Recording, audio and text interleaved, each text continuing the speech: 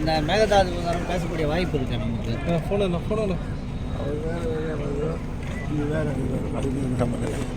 மதுரை உயர்நீதிமன்றம் நீர்நிலைகளை தமிழகத்தில் சரியாக பராமரிக்கல அப்படின்னு சொல்லி நேற்று சொல்லியிருக்காங்க.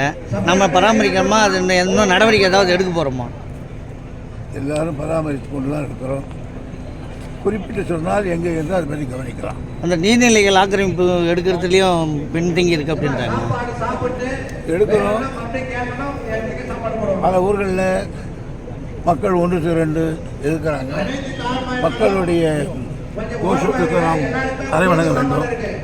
சட்டமன்ற உறுப்பினர்களே என் தொகுதியில் எடுக்காதீர்கள் என்று என் இடத்திலே வற்புறுத்துகிறார்களே, அதையும் நான் கவனிக்க வேண்டும். நீதிமன்றம் சொல்வது நியாயம்தான், நானே ஒத்துக்கொள்கிறேன்.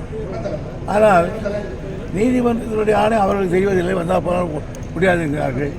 10 ஆண்டுகளாக 15 ஆண்டுகளாக நான் கட்டி கொண்டிருக்கிறோம், வரி கட்டுகிறோம், சொல்கிறார்கள். ஆகையால் நீதியை எடுக்க வேண்டும் என்றால் பல எதிர்ப்புகளை நாங்கள் சந்திக்க வேண்டியிருக்கிறது.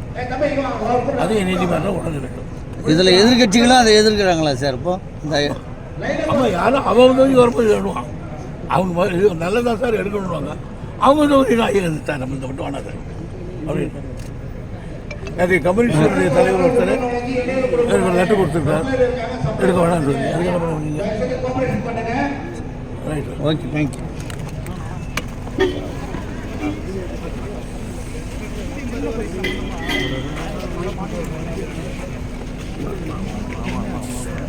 மறுவரை சம்பந்தமாக அனைத்து மாநிலங்களும் சந்திச்சிருந்தீங்களா? இது ரேவந்த் ரெட்டி உட்பட இன்னைக்கு வந்து ஆதரவு அளிச்சிருக்காங்க. 22ஆம் தேதி கலந்துக்க போறாங்க. இந்த திமுகவோட முயற்சி எப்படி பலன் அளிச்சிருக்கு? திமுகவோட முயற்சி, திமுக எம்பிக்களோட கூட்டு முயற்சி எப்படி பலன் அளிச்சிருக்கு? ஏன்னா பல மாநிலங்களுக்கு ஒத்துழைப்பு கொடுத்துருக்குறாங்க. அதுக்காக தான் உட்காந்து பேசுகிறாங்க. அது பேசி அன்னைக்கு சொல்லுவாங்க.